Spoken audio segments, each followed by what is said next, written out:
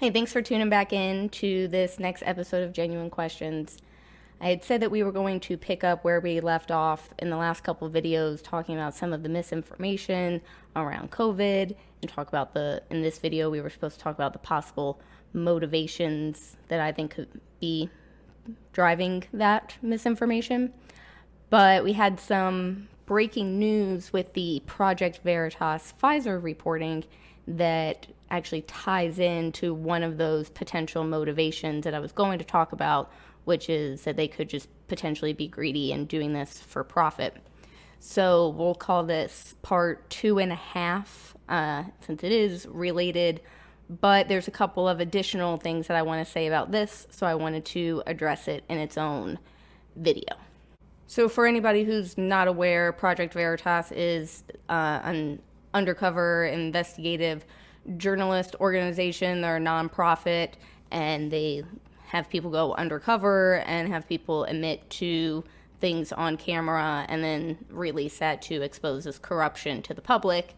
And their latest target was a Pfizer executive who thought that he was out on a date and didn't know that he was being recorded, and admitted to some unsavory things that the public might not be pleased to hear that was going on at Pfizer. And so somebody sent me this article from Forbes that debunks the Project Veritas video and the reporting on it. They told me that this was a really good article that pointed out a lot of those gaps in Project Veritas's reporting and where they're not making a compelling argument. So I just wanted to spend this video reading this article and talking about my takeaways from it and from the Project Veritas video. But before we get into reading through the article, I do want to talk about a couple of things that were said in the conversation I had with the person who sent me this article that I do take issue with and want to talk about here for a second. Because one of the things that was said is that I jumped to a lot of conclusions. I understand that I may be wrong about a lot of the things that I think. In fact, I hope I'm wrong about most of the things that I think. I would love to be proved wrong about a lot of my theories that I have.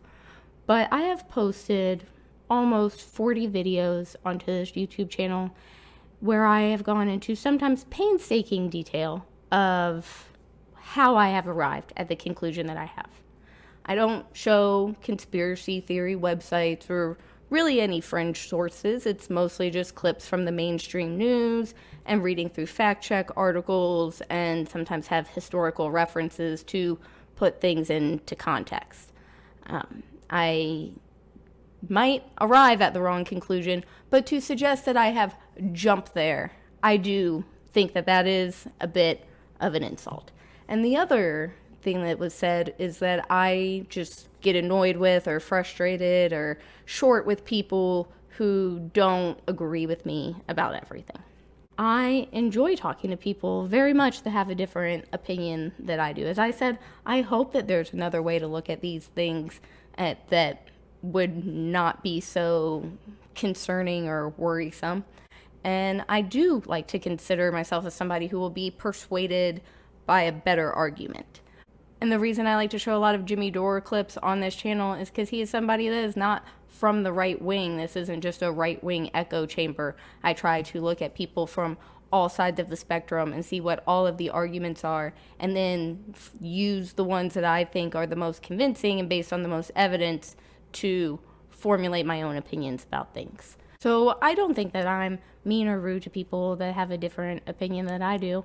I can get maybe a little frustrated when somebody's opinion just boils down to, well, you're wrong, like, because I said so, or because I just don't think that that could be possible, despite all the evidence that you just provided to me. Those conversations can be a little frustrating, but if somebody has a different opinion than me and they can explain to me what clips they've seen or articles they've read or what, they know that has formulated their opinion and led them to that conclusion, I welcome those conversations. I find them very interesting. I've said many times on this channel that if there's some piece of this that I'm missing or another way to look at this story that I haven't considered, please let me know. The last thing I want to mention is that I was told that, just because there's smoke doesn't necessarily mean there's fire in terms of this Project Veritas Pfizer reporting that we're going to talk about. And yeah, I agree that just because there's smoke doesn't always mean there's fire, but that's the exception. That's not the rule. And generally, if you're sitting in your living room and the room's filling up with smoke, you are not just going to sit there and wait for the fire to come bursting into the room. You're going to get up and you're going to start investigating and looking for the source of all this smoke.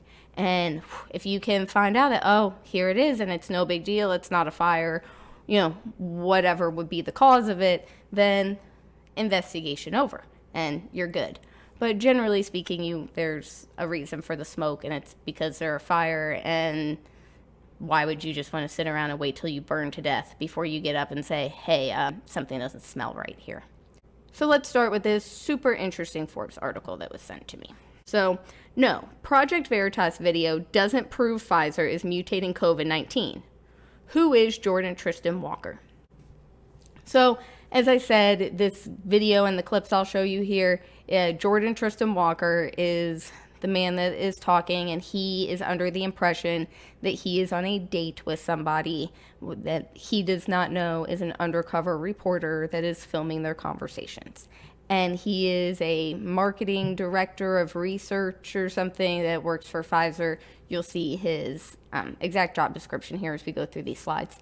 But that seems that now the Forbes, the fact checkers, are trying to cast doubt on this person's credentials and who he actually is. The writer of this describes himself as a writer, journalist, professor, systems modeler, computational and digital health expert, avocado eater, and entrepreneur, but not always in that order. So again, you want to be a serious fact-checking journalist. Nobody cares that you eat avocado. If you want people to take you seriously, quit being so narcissistic that you think anybody cares about you or your personal hobbies or interests.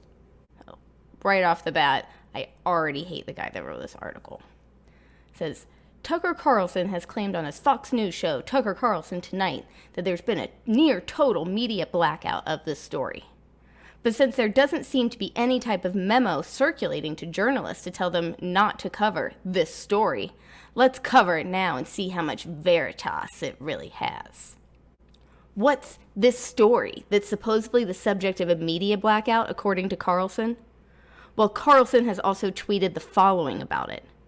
Project Veritas just released an undercover video of a Pfizer executive bragging about how his company conducts Frankenstein science, manipulating COVID viruses for profit, and does it in secret, possibly in violation of federal law.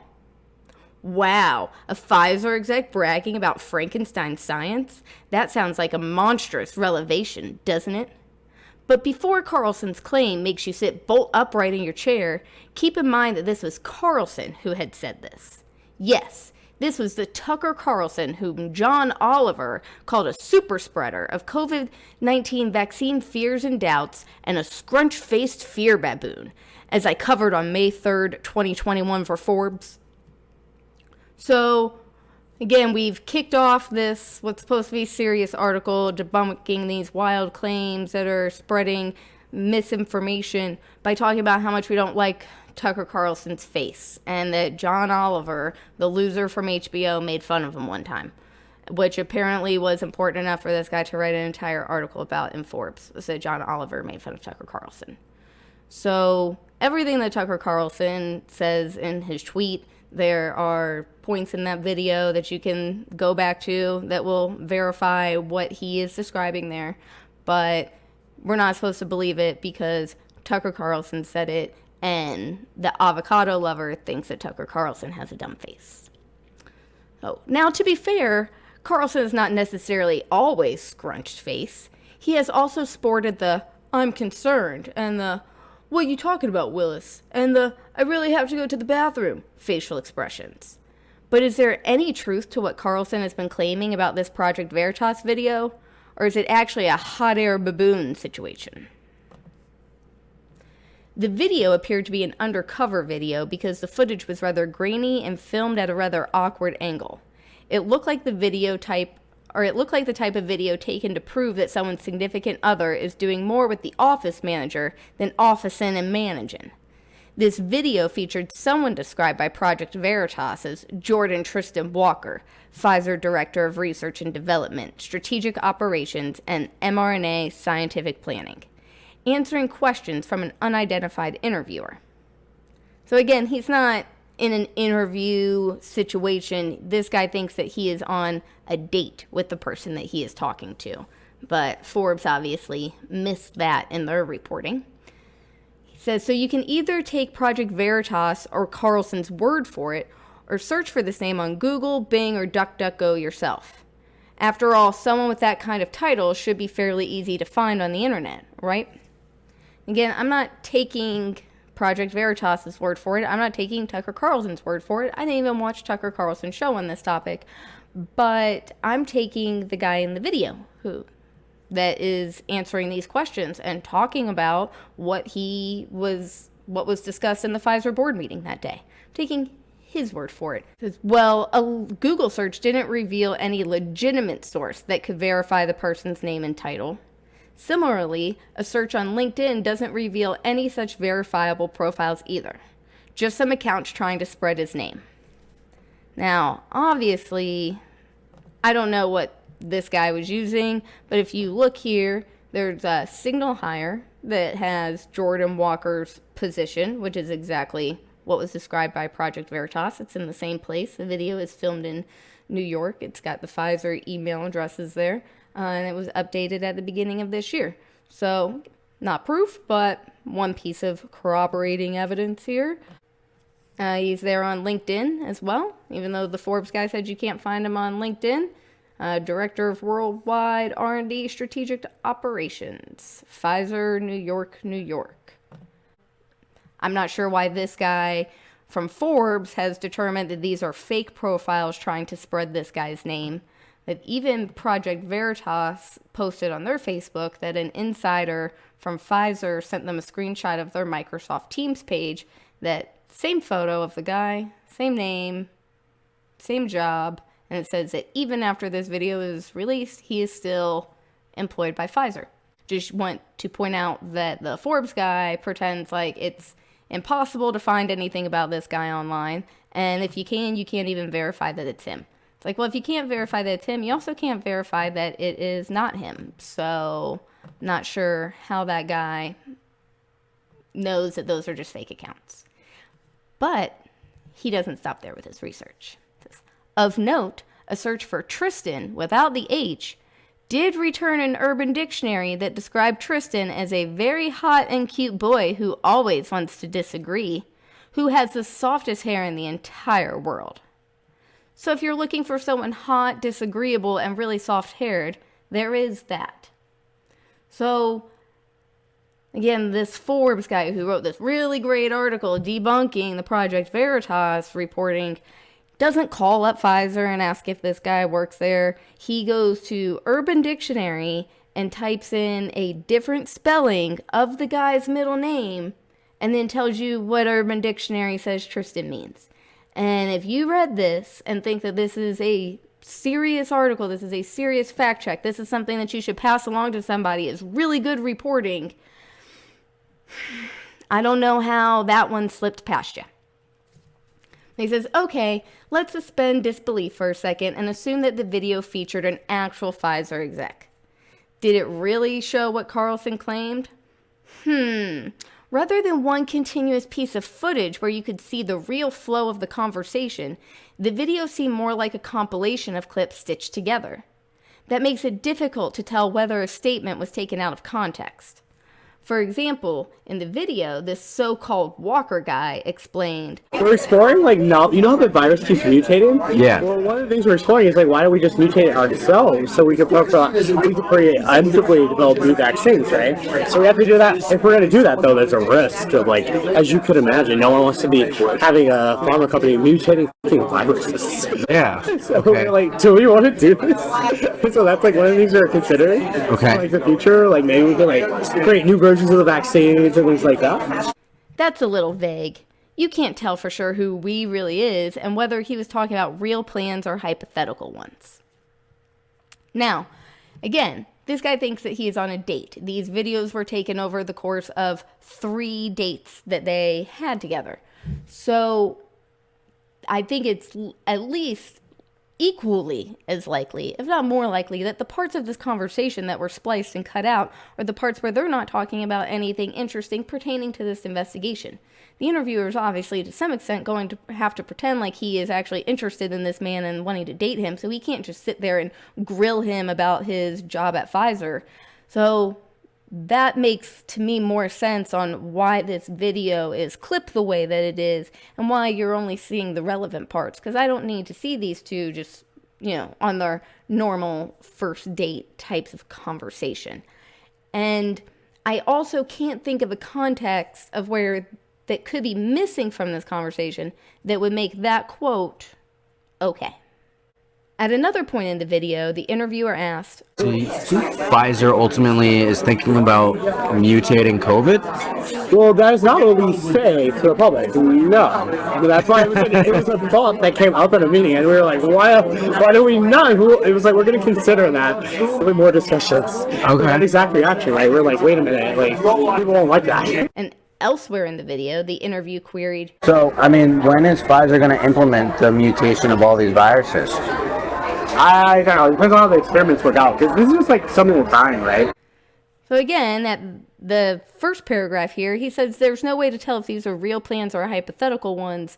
But then here in the last one, it sounds like this supposed Walker person is talking about ongoing trials and experiments. So something we're trying, not something we're going to try. And to be honest with you, even if these experiments are not ongoing yet, and they are just hypothetical ones, I'm very uncomfortable with these being the ideas floated around the Pfizer executive board meetings. So I hope that they haven't started yet, and this is something that we can stop them from doing now that the public is aware of it. But unfortunately, to me, it does sound like these are already ongoing experiments, and if you watch the video in its entirety, there is a lot more times where this supposed Walker person refers to these experiments in the present tense as though they are already happening. Way more times than he acts like it's just something that they're talking about doing. On his show, Carlson subsequently used such statements in the video to conclude, well, it sounds a lot like gain-of-function research you read about. The research that was occurring at the Wuhan lab just before COVID broke out of the lab and overturned the world and wrecked the U.S. economy. It's not just Tucker Carlson that makes these statements. This supposed Walker person is actually the one that says in the conversation that he thinks that this type of research that they're doing is what happened and how COVID was leaked in Wuhan. To be very controlled to make sure that this virus that you mutate doesn't create something it goes everywhere. Something crazy. I suspect is the way that the virus started in Wuhan. To be honest, it makes no sense if this virus popped out of nowhere. And this Forbes person wants to act like this is a crazy conspiracy theory that Tucker Carlson just came up with. He says, first of all, there is not currently enough evidence to say that COVID broke out of a lab, as Carlson did.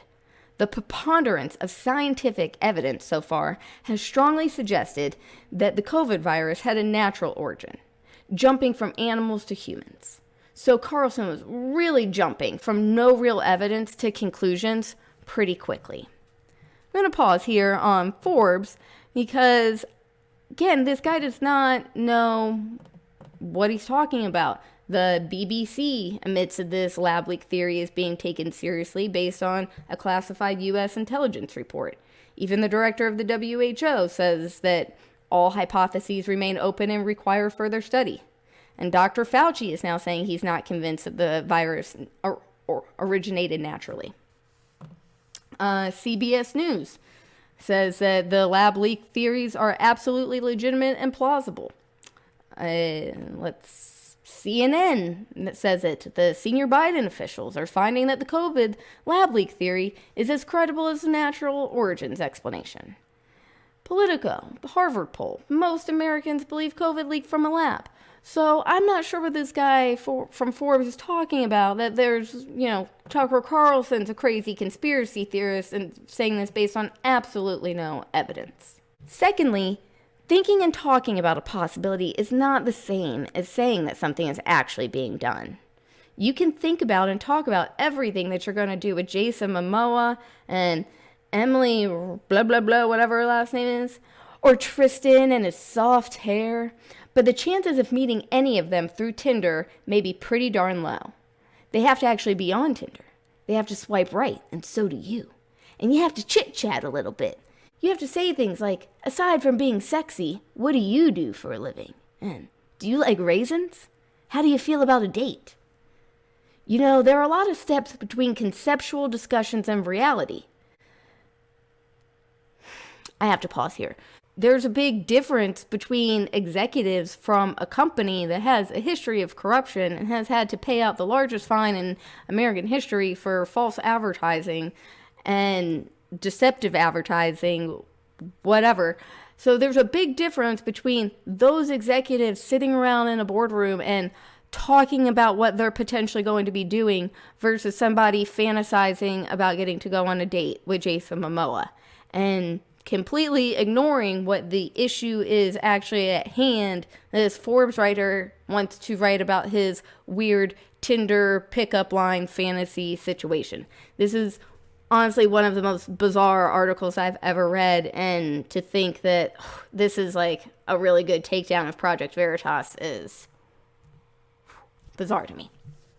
It says, without seeing the whole original, unedited, continuous footage of the Project Veritas video, you can't really tell whether there was actually any concrete discussion of Pfizer's plans or whether everything was more of a theoretical discussion.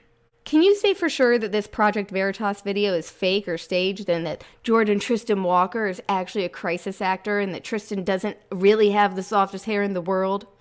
No, not 100% at this moment.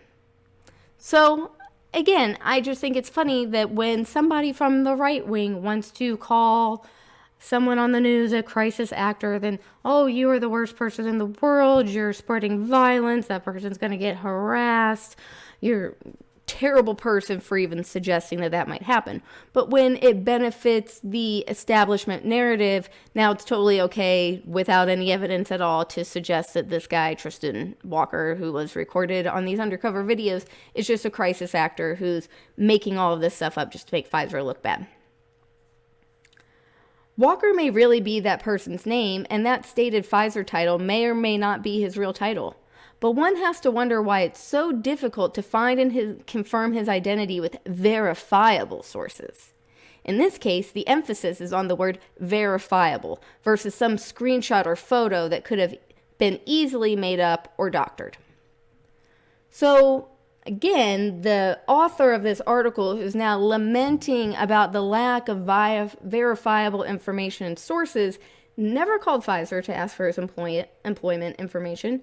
Apparently couldn't find the same screenshots that I found with the Google and Bing search that he suggested everybody else did, because he was spending his time trying to find verifiable sources by looking up a different spelling of this guy's middle name on Urban Dictionary. Just want people to remember that that was the level of investigation that went into Forbes' debunking of this story and their attempts to confirm his identity. But I will concede that perhaps these people did make all of this up just to take Pfizer down. Do want to show you, though, one thing that I noticed here. If you go back to the employment verification page that from Microsoft Teams, it does say that his manager here, his director, is a woman named Sarah Wu. He is asked about this gain-of-function virus mutations that he was talking about, and asked if that plan, if that idea came from his supervisor, Sarah. So he addresses her by name, and it just lines up with the screenshot. Again, it's not the smoking gun, but if this guy is looking for a piece of corroborating, verifiable evidence, these screenshots that have been given to Project Veritas do match up with the name of the supervisor that is talked about during their date. So, did the whole virus mutation thing like come from your executive, Sarah? No, that came from we have chief scientific officers in the other divisions. Moreover, the way that this video has been pushed has been highly questionable. Claiming that this video showed a Pfizer executive bragging about how his company conducts Frankenstein science, manipulating COVID viruses for profit, and does it in secret, possibly in violation of federal law, seems to be quite a leap. There's certainly no evidence of a near-total media blackout of the story, unless by a near-total blackout you mean no real blackout. Journalists don't tend to take anything that rings of censorship lightly. Look how quickly journalists responded when Elon Musk suspended the Twitter accounts of several journalists after they reported on the Elon Jet account that followed the travels of Musk's airplane, or perhaps airplane. Now,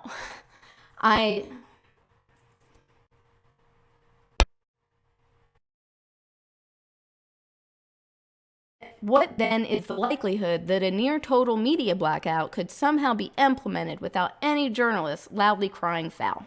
There's all kinds of examples of journalists not caring about censorship as long as they're censoring the appropriate people, the bad people that we don't like. To act like the profession of journalism is so noble right now that nobody would stand up and say anything about this. No journalists really seem to be outraged about Julian Assange being in prison. No journalists were really outraged about the censoring of conservatives on Twitter or kicking the president of the United States off Twitter. They all cheered all of that on. And so you want to hold up getting mad at Elon Musk about something as your one example of the journalists standing up against censorship? I don't recall a lot of journalists up in arms when they were trying to implement the Department of Misinformation. So let's slow our roll before we act like the media is still the bastion of, free speech in this country. It says, real journalists are obviously quite busy because a lot of bleep is happening in the world. They tend to report on something only after there are enough facts to verify the story. They didn't do that with Nick Sandmann. They didn't do that with Jesse Smollett. They didn't do that with Kyle Rittenhouse. They didn't do it with any of the Trump Russiagate stuff. The one time that the journalists did hold off was the Hunter Biden laptop story. Now, they did not hold off on telling you that it was Russian disinformation. We were fine to go to print with that right off the bat without looking into it. And then it was about 2 years later that they finally came around and said, actually, that all was true from the beginning. So, again, this notion that journalists can't cover what Project Veritas is reporting on because they're too busy covering real stories and they wouldn't dare go to print without having all the facts is, if I didn't know, I would think this article was satire. Plus, just because you don't see the articles yet doesn't mean that journalists aren't researching it and looking further into what's going on before deciding whether it deserves coverage. A marriage doesn't happen overnight. Well, most marriages don't, at least. Similarly, legitimate news articles don't appear without the groundwork being done first. And that has never stopped them in the past from trying to be the first to report. They have never cared about legitimizing a story before printing about it until now. I think I remember, a gun range in Kentucky that they took footage of and then tried to pass it off on the news as bombs in Syria. So they've never cared. That's ridiculous to suggest that they have. In this case, you've got to look at the source of the video, Project Veritas. PBS NewsHour has described Project Veritas as a conservative group infamous for recording undercover videos and promoting voter fraud accusations on social media. In the past, they've already been accused of putting together and disseminating heavily edited videos in efforts to target Democratic consultants. Then there was a November 29, 2017 article for The Guardian with the headline, Project Veritas, How Fake News Prize Went to Top Right-Wing Group Beloved by Trump. And the subheading, James O'Keefe's organization specializing in media stings received donations from Trump's foundation, but was caught red-handed peddling a false story. Now you notice he doesn't tell you what the false story is.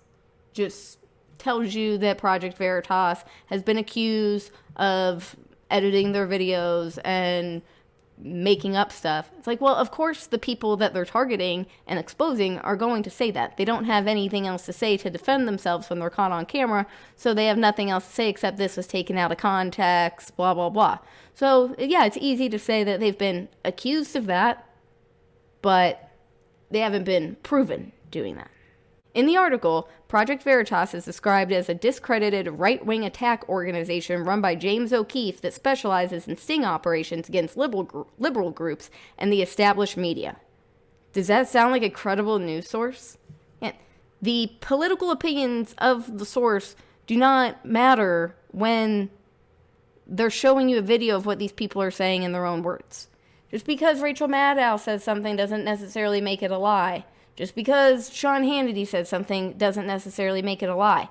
I'm not saying that these people don't lie.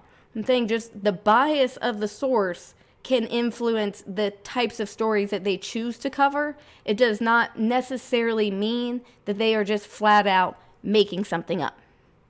That doesn't mean that every single thing uttered by Carlson on his show was not credible. Carlson did say some things that do deserve more attention.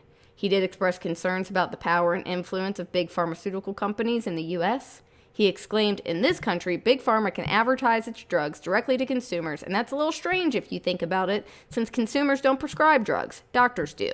So why are the drugs being advertised directly to consumers? He also stated that drug companies spend more on lobbying the Congress than any other industry, and a lot more than any other industry, and they don't do it by accident. They do it because it pays off. In a deal like this, it's a pretty remarkable deal. The drug companies have worked out with politicians. So the government uses your tax dollars to buy billions worth of their products, and then in some cases forces you to use those products. While it's not clear where pharmaceutical companies rank in terms of lobbying money versus other interests and industries such as coal and oil, you can't deny that a lot of lobbying has been happening. The way these videos go down is on the first date, it seems Jordan Tristan Walker is explaining how Pfizer's talking about mutating the virus, so then they can preemptively make the vaccines to have ready for the public in case that virus shows up in the wild. That mutation shows up in the wild. And the second one is then they're now at a different restaurant or whatever, and the interviewer, the undercover reporter, is saying that a lot of what that sounded like, it would sound like gain of function. And kind of he's like, well, we're not allowed to call it that. Gain of function's frowned upon. You're not allowed to do that. What we're doing is called directed evolution. After the directed evolution gain of function conversation, then he's at Jordan Tristan Walker is now bragging about how the way that the pharmaceutical companies are able to get away with this is that regulatory capture that we talked about in the Big Pharma episode on this channel, where the people that regulate the drug companies then retire from their government regulatory positions and they go work for the drug companies that they were just regulating. It's a revolving door for all government officials. Wow. Yeah, for any industry though. So like in the pharma industry, all the government officials who review our drugs, mostly they come work for pharma companies. Like in the military, like all the army and defense government officials eventually go work for the defense companies afterwards. How do you feel about that revolving door? It's pretty good for the industry, to be honest. Yeah. It's bad for everyone else in America. Why is it bad for everybody else? Because if the regulators who have to approve our drugs know that once they stop being regulated, they want to go work for the company, they're not going to be as hard for the company. They were doing their job. Right. The Forbes guy does not want to talk about that revolving door or that regulatory capture that goes on. He chooses what the allowed, okayed criticism is to make about the pharmaceutical industry. He just completely ignores the blatant corruption that's addressed in this video and wants to talk about what we all already know is drug advertising is crap. So yes, there should be more scrutiny over what big pharmaceutical companies do.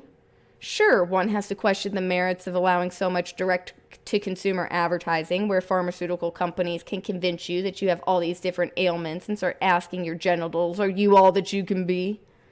Sure, the public deserves more transparency from big pharmaceutical companies since they benefited from billions upon billions of taxpayer money. Sure, pharmaceutical companies like Pfizer have needed to be more forthcoming about the COVID-19 vaccine research that they've conducted and are currently conducting. For example, during the COVID-19 pandemic, they issued COVID-19 vaccines results via press releases before sharing the data with the broader scientific community to allow the community to assess the validity of the results first. That sets a dangerous precedent of pharmaceutical companies looking like they are unduly influencing public health policy. Yes, it does. I agree. But Carlson's claim that journalists haven't been reporting on negative big pharma news because the media takes huge amounts of advertising dollars from Pfizer doesn't match reality. You can find plenty of news articles from legitimate media outlets criticizing big pharmaceutical companies and their practices. Heck, just a couple weeks ago, many reported on concerns raised about Pfizer and Moderna hiking up prices of their COVID vaccines fourfold, as I reported for Forbes. This was around the same time that legitimate media outlets had quickly reported on possible safety signal for the booster vaccine as soon as verifiable sources had identified this possibility. This is information that you have been given the green light to report on because it's going to come out to the public anyways. The public is going to see the price hike. It's these things happening behind the scenes, like, oh, hey, we are actually mutating these viruses ourselves, and it's very dangerous practice that could, result in a global pandemic. We're doing that so we can sell vaccines to you. That is not something that they ever want the public to know about. It would ruin their business model. So it's very selective which stories they are allowed to criticize Big Pharma on. And this guy, again, is acting like, I cover the real stuff, not this, fake stuff over here. So in the end, this Project Veritas video really hasn't proven or even provided strong evidence of anything. Sure, journalists are open to hearing more about this Walker person, if that is indeed his name, and whatever Pfizer may be doing, as long as that info is supported by verifiable sources. Again, the emphasis here is on the word verifiable. But there's currently a lot in the Project Veritas video that needs much further verification before you can make very strong statements about anything. Just because Veritas may be in the title of something doesn't mean that it's in the actual material. That's his mic drop there at the end. There's actually 2 videos that Project Veritas released. And the second one is what happened when Project Veritas confronted this Jordan Tristan Walker person. And it's very much in the style of To Catch a Predator, how Chris Hansen would come out and confront these perverts that would be over at the house trying to meet up with the underage kid while Jordan's on the date. I'm assuming the date the undercover reporter gets up to go to the bathroom to do something. I don't know. But the head of Project Veritas, James O'Keefe, walks in and starts showing Jordan an iPad that has clips of these conversations. And Jordan freaks out. It's awesome to watch. And also, huge indicator of a person's panic and guilt. He tries to attack the reporters, tries to break the iPad, calls cops on them. So I'm just going to close out here by playing the confrontation video that Project Veritas put out. And I hope you all enjoy, and I hope you tune back in for the official part 3 of this series, where we dive even deeper into this potential profit motive and get into a couple of other more nefarious motivations that are still on the table. Does Pfizer not want the public to know that you guys are doing directed evolution? Bro, what is going on here? It kind of feels like an interview.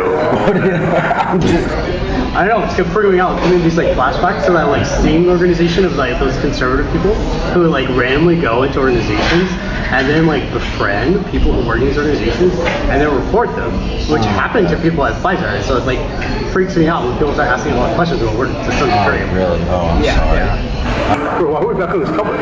Because I just want to know the answer. I don't know why you're reporting me. Oh my god, Jason, that'd be horrible.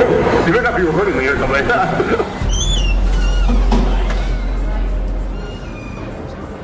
Hey there. Is this seat taken? What? Hi. You work for Pfizer. My question for you is, why does Pfizer want to hide from the public the fact that they're mutating the COVID viruses? Is this real life? What is happening here? Why? What is going on here? This is absurd. Why does Pfizer want to hide from the public that they're mutating the COVID virus? Oh my God. You're on video. You're on video. Pfizer ultimately is thinking about Mutating What the is COVID going virus. on here?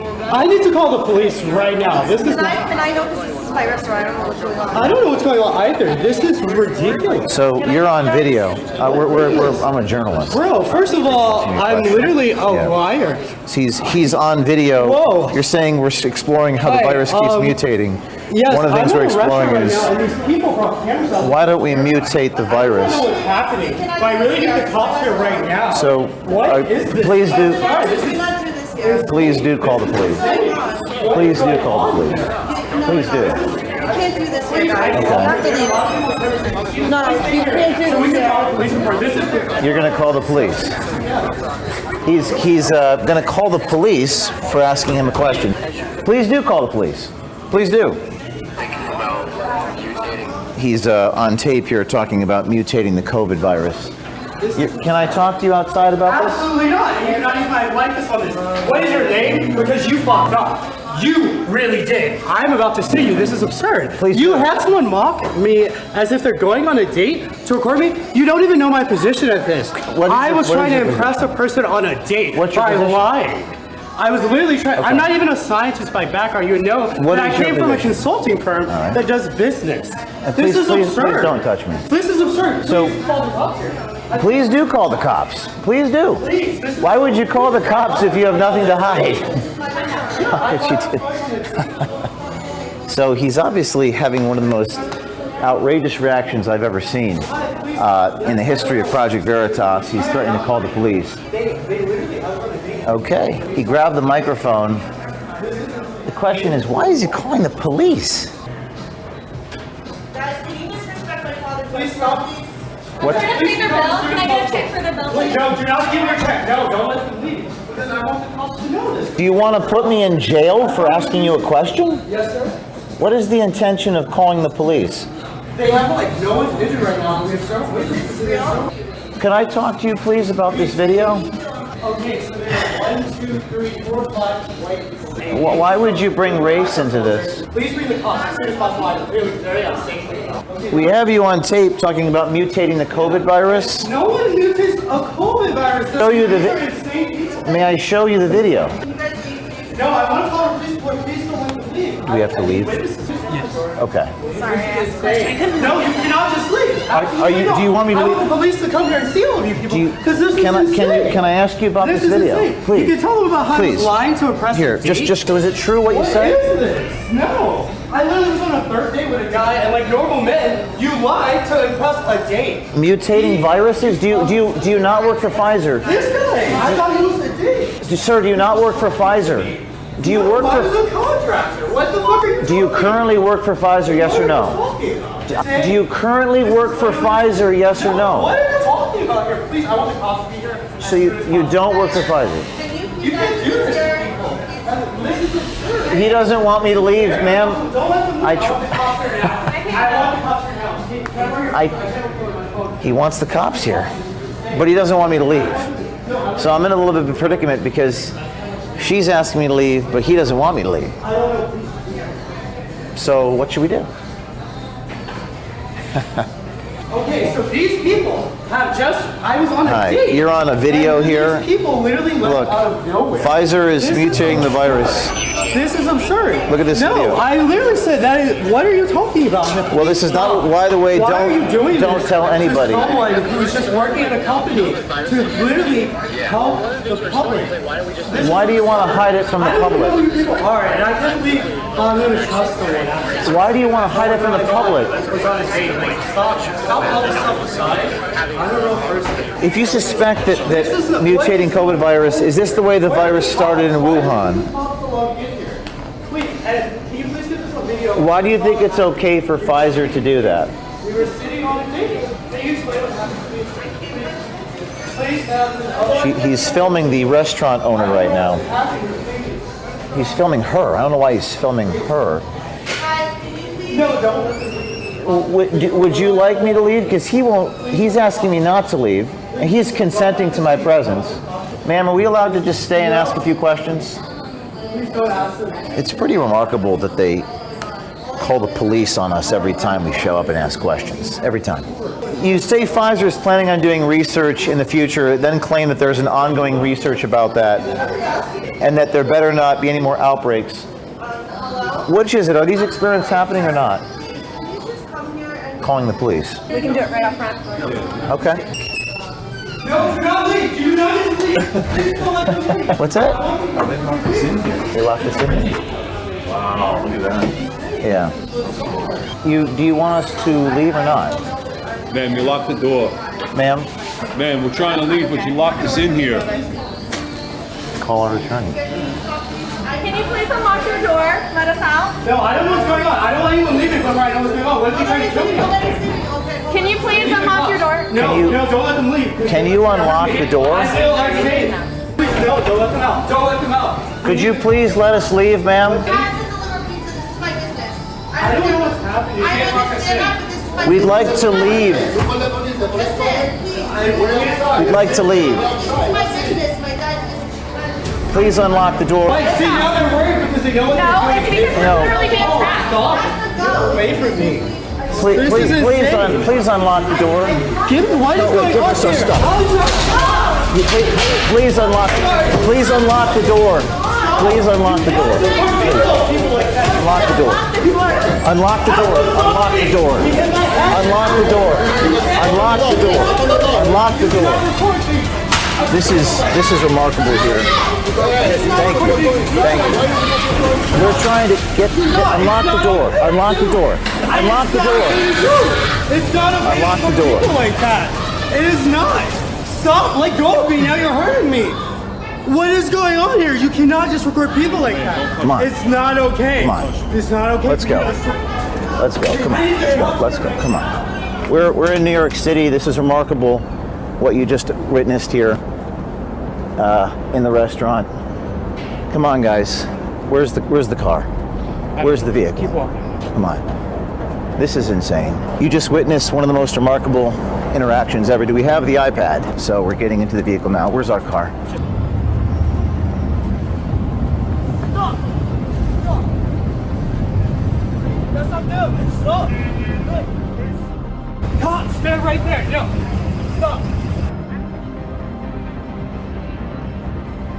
He's charging the guy, charging. You can't make an arrest at this point if you don't have the victim right here. Okay. 'Cause if he was here, you'd arrest that guy? If he was here, yes. Oh, then we could just walk away then. Not worry about it.